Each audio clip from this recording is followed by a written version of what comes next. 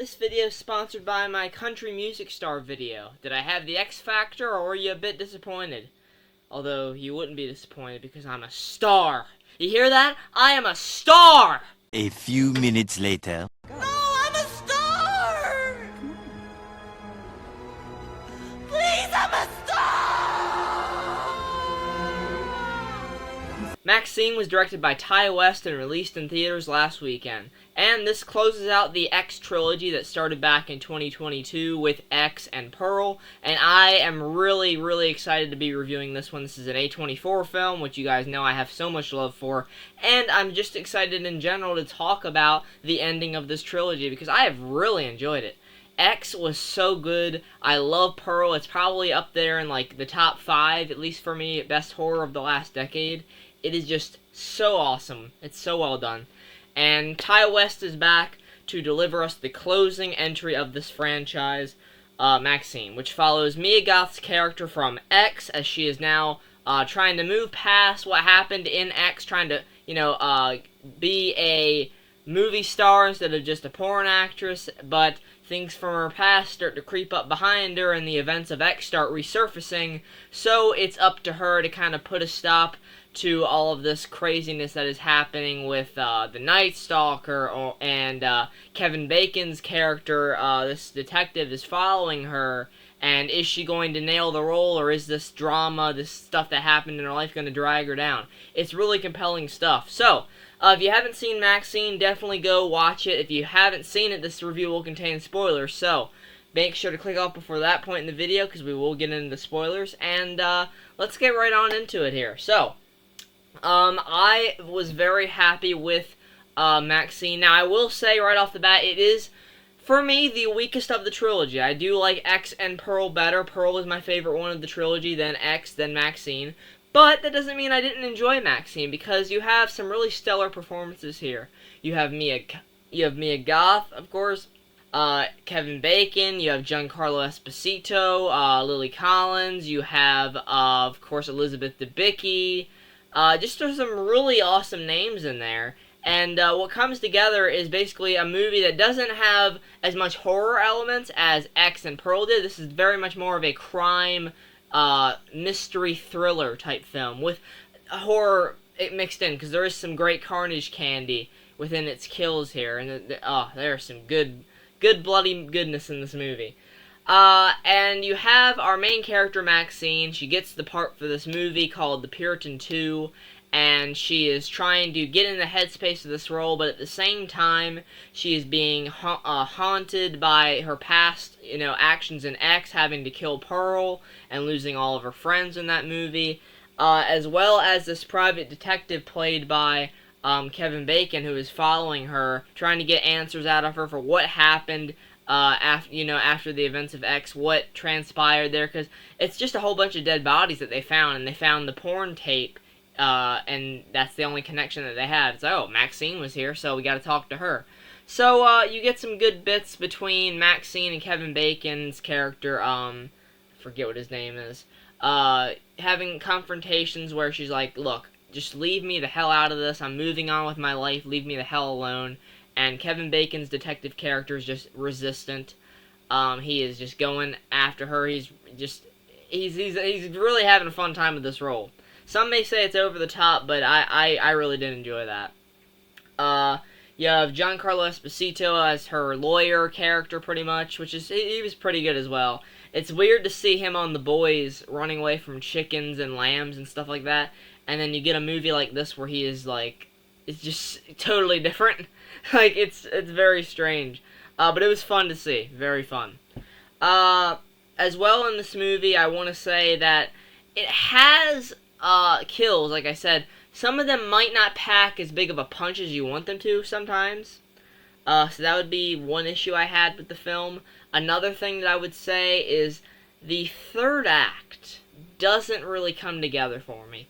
The reveal of who the Night Stalker is actually pretty obvious when you think about it, but my dumbass didn't even think about it until it was about to be revealed. I was like, oh wait, it is that person, and yeah, I felt really dumb.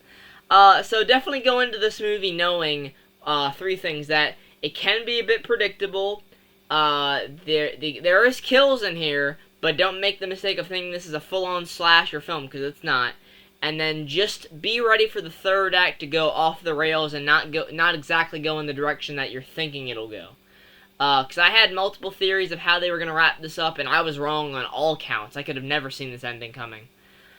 So I think with that, we're going to get into spoilers. I'm giving Maxxxine an 8 out of 10 still. I would teeter back and forth between a 7 or an 8, but I'm landing on an 8 right now just because I have a lot of love for Mia Goth in this trilogy in general. Ty West has just done a great job, and I really hope he does even more awesome stuff for A24. But even outside of that, I'm looking forward to his movies. So, definitely go out and watch Maxxxine if you haven't, and let's get into these spoilers. So, entering the spoilers, I'm going to make this one relatively quick here.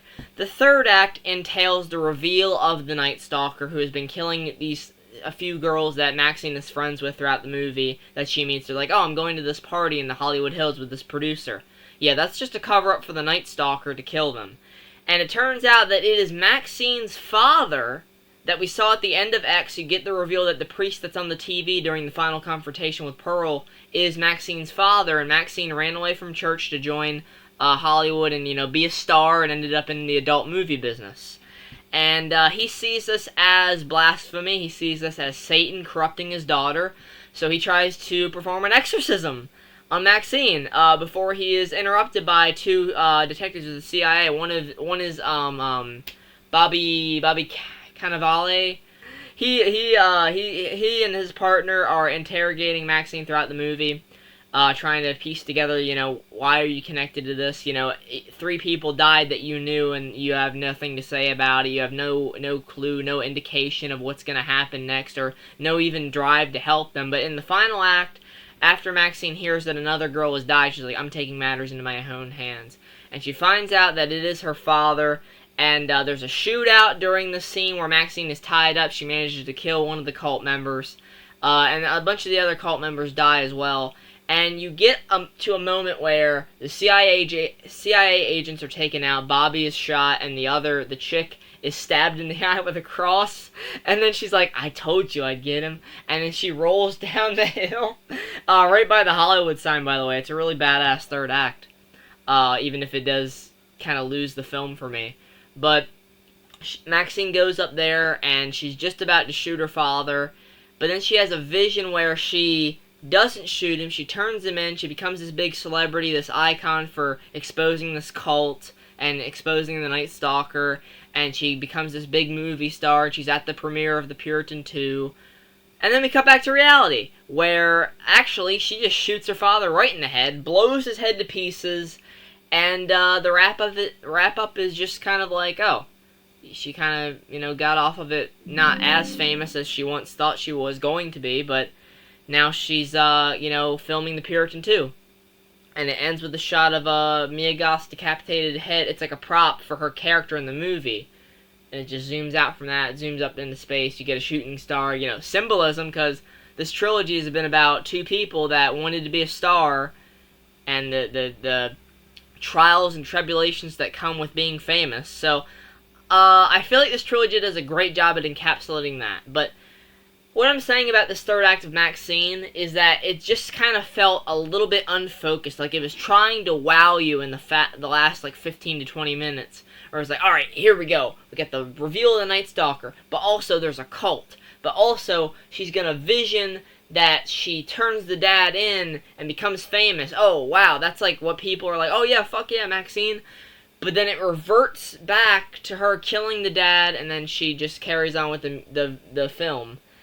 I don't know, it just kind of felt a little bit lackluster, a little bit underwhelming, but I wouldn't say I was necessarily disappointed with this movie either. So I have very complicated feelings about the third act, but overall the journey there was entertaining. There's great cinematography, great visuals, great use of color. The soundtrack is awesome. Like I said, the performances are awesome, especially from Mia Goth as Maxxxine. She's definitely cemented herself as a horror icon. If she didn't already do that with X and Pearl, she's definitely done it with this one. And, yeah, I hope you guys enjoyed the review. Let me know what you thought of Maxxxine down in the comments below. Let me know what you thought of the X trilogy as a whole. Where do you rank them? What's your list? How do you prefer them? I have Pearl on top, then X, then Maxxxine. But I want to know your ranking. Anyway, leave that down in the comments below. Take care, guys. Goodbye.